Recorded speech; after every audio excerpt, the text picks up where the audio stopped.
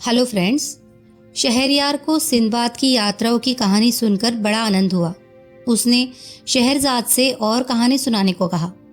शहरजाद ने कहा कि हारून रशीद का नियम था कि वह समय समय पर वेश बदलकर बगदाद की सड़कों पर प्रजा का हाल जानने के लिए घुमा करता था।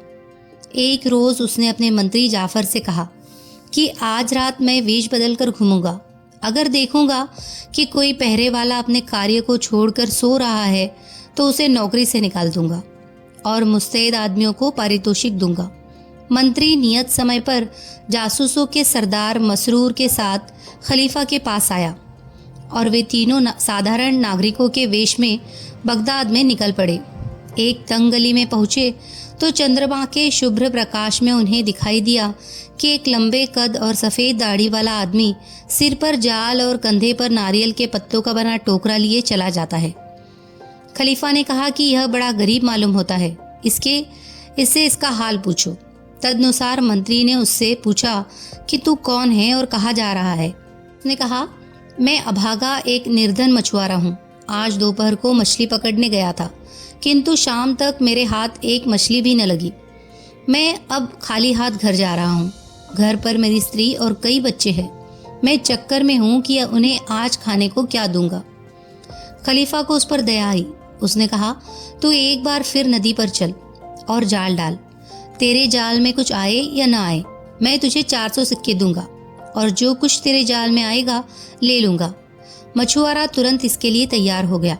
उसने सोचा कि मेरा सौभाग्य ही है कि ऐसे भले आदमी मिले। यह मेरे साथ धोखा करने वाले तो मालूम नहीं होते। नदी पर जाकर उसने जाल फेंका और थोड़ी देर में उसे खींचा तो उसमें एक भारी संदूक फंसा हुआ आ गया। खलीफा ने मंत्री से मछुआरे को 400 सिक्के दिलाए और विदा कर दिया। खलीफा को बड़ा कौतूहल था कि संदूक में क्या है। मसरूर और जाफर ने उसके आदेशानुसार संदूक खलीफा के महल में रख दिया। उन्हें खोलकर देखा तो उसमें कोई चीज नारियल की चटाई में लाल डोरे से सिली हुई थी। खलीफा की उत्सुकता और बढ़ी। उसने छुरी से सीवन काट डाली और देखा कि एक सुंदर स्त्री का शव टुकड़े टुकड़े करके चटाई के अंदर सी दिया गया था। खलीफा यह देखकर अत्यंत क्रुद्ध हुआ। उसने मंत्री से कहा, क्या यही तुम्हारा प्रबंध है? मेरे राज्य में ऐसा अन्याय हो कि किसी बेचारी स्त्री को कोई काट कर संदूक में बंद करके नदी में डाले? यह मैं सहन नहीं कर सकता। या तो तुम इसके हत्यारे का पता लगाओ या फिर तुम्हें और तुम्हारे 40 कुटुंबियों को फांसी पर चढ़ा दूंगा। मंत्री कांप गया। उसने कहा, सरकार, मुझे कुछ समय तो दिया जाए कि मैं हत्यारे का पता लगाऊं। खलीफा ने कहा कि तुम्हें 3 दिन का समय दिया जाता है। मंत्री जाफर अत्यंत शोकाकुल होकर अपने भवन में आया और सोचने लगा कि 3 दिन में हत्यारे का पता कैसे लग सकता है, और पता लगा भी तो इसका प्रमाण कहाँ मिलेगा कि यही हत्यारा है। हत्यारा तो कब का नगर छोड़ भी चुका होगा। क्या करूं? क्या किसी आदमी पर जो पहले ही कारागार में है इस हत्या का अभियोग लगा दूं? किंतु यह बड़ा अन्याय बल्कि मेरा अपराध होगा कि मैं जानबूझकर किसी निरपराध को दंड दिलवाऊं। कयामत में भगवान को क्या मुंह दिखाऊंगा। मंत्री ने सारे सिपाहियों हवलदारों को आज्ञा दी कि स्त्री के हत्यारे की 3 दिन में खोज करो, वरना मैं मारा जाऊंगा और मेरे साथ मेरे कुटुंब के 40 व्यक्ति भी फांसी पाएंगे। वे बेचारे 3 दिन तक घर घर जाकर हत्यारे की खोज करते रहे, किंतु हत्यारे का कहीं पता न चला। 3 दिन बीत जाने के पर खलीफा के आदेश पर जल्लाद जाफर और उसके 40 कुटुंबियों को पकड़कर ले आया और खलीफा के सामने हाजिर कर दिया। खलीफा का क्रोध अभी शांत नहीं हुआ था। उसने आज्ञा दी कि सबको फांसी दे दो। जल्लाद के निर्देशन में फांसी की 41 टिकटियां खड़ी कर दी गई। नगर में मुनादी करवाई गई कि खलीफा के आदेश से मंत्री जाफर और उसके 40 कुटुंबियों को फांसी दी जाएगी।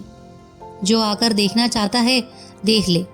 सारे नगर में यह मालूम हो गया कि किस अपराध पर मंत्री और उसके कुटुंबी फांसी पर चढ़ाए जा रहे हैं। कुछ समय के बाद मंत्री और उसके 40 कुटुंबियों को टिकटियों के नीचे लाया गया और उनकी गर्दनों में रस्सी के फंदे डाल दिए गए। वहां पर बड़ी भारी भीड़ जमा हो गई। बगदाद के निवासी मंत्री को उसके शील और न्यायप्रियता के कारण बहुत चाहते थे।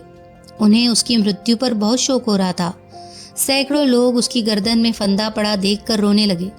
इस पर भी खलीफा का इतना रोब था कि किसी का साहस मंत्री के मृत्युदंड का विरोध करने का नहीं पड़ रहा था। जब जल्लाद और उसके अधीनस्थ लोग फांसियों की रस्सियां खींचने को तैयार हुए तो भीड़ में से एक अत्यंत रूपवान युवक बाहर आया और बोला, मंत्री और उसके परिवार वालों को छोड़ दिया जाए। स्त्री का हत्यारा मैं हूँ, मुझे पकड़ लिया जाए। मंत्री को अपनी प्राण रक्षा की खुशी भी थी, किंतु युवक की तरुणाई देखकर उसकी भावी मृत्यु से दुख भी हो रहा था। इतने में एक लंबे चौड़े डील डॉल वाला बूढ़ा आदमी भी निकलकर बोला, यह जवान झूठ बोलता है, इसने स्त्री को नहीं मारा, उसे मैंने मारा है, मुझे दंड दो। फिर उस बूढ़े ने जवान आदमी से कहा कि बेटे, तू क्यों इस हत्या की जिम्मेदारी ले रहा है? मैं तो बहुत दिन संसार में रह लिया हूँ, मुझे फांसी चढ़ने दे। लेकिन जवान आदमी बात पर डटा रहा कि यह बुजुर्गवार झूठी बातें कहते हैं, उस स्त्री को मैंने ही मारा है।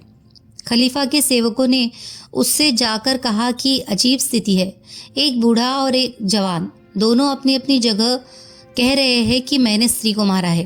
खलीफा ने कहा कि मंत्री के कुटुंबियों को छोड़ दो और मंत्री को सम्मानपूर्वक यहाँ लाओ। जब ऐसा किया गया तो खलीफा ने कहा कि हमें बहुत झंझट में पड़ने की जरूरत नहीं है, अगर दोनों ही हत्या की जिम्मेदारी ले रहे हैं तो दोनों को फांसी पर चढ़ा दो। किंतु मंत्री ने कहा कि निश्चय ही उनमें से एक झूठ बोलता है, बगैर खोजबीन किए किसी निरपराध को मृत्युदंड देना ठीक नहीं है। अतएव उन दोनों को भी खलीफा के सामने लाया गया। जवान ने भगवान की सौगंध खाकर कहा कि मैंने 4 दिन हुए उस स्त्री का वध किया था और उसकी लाश टुकड़े टुकड़े करके संदूक में बंद नदी में डाल दी थी। अगर मैं झूठ कहता हूँ तो कयामत के दिन मुझे अपमानित होना पड़े और बाद में सदा के लिए नरक की अग्नि में मैं जलूं। इस बार बूढ़ा कुछ न बोला। खलीफा को विश्वास हो गया कि जवान ही हत्याकारी है। उसने कहा, तूने उस स्त्री को मारते समय न मेरा भय किया न भगवान का, और फिर जब तूने यह कर ही लिया है तो अब अपराध स्वीकार क्यों करता है? जवान बोला, अनुमति मिले तो सारी कहानी सुनाओ। यह भी चाहता हूँ कि यह कहानी लिखी जाए ताकि सबको सीख मिले। खलीफा ने कहा, ऐसा ही हो। अगर आप भी जवान की कहानी सुनना चाहते हैं तो हमारी आने वाली कहानी सुनिए। और अगर आपको अलिफ लैला पसंद है और इससे पहले की कहानियाँ सुनना चाहते हो तो अलिफ लैला की प्लेलिस्ट चेक कीजिए। और अगर आपको हमारी कहानियाँ पसंद आ रही हो तो प्लीज़ हमारे चैनल को सब्सक्राइब कीजिए, लाइक कीजिए, शेयर कीजिए और कमेंट कीजिए। धन्यवाद।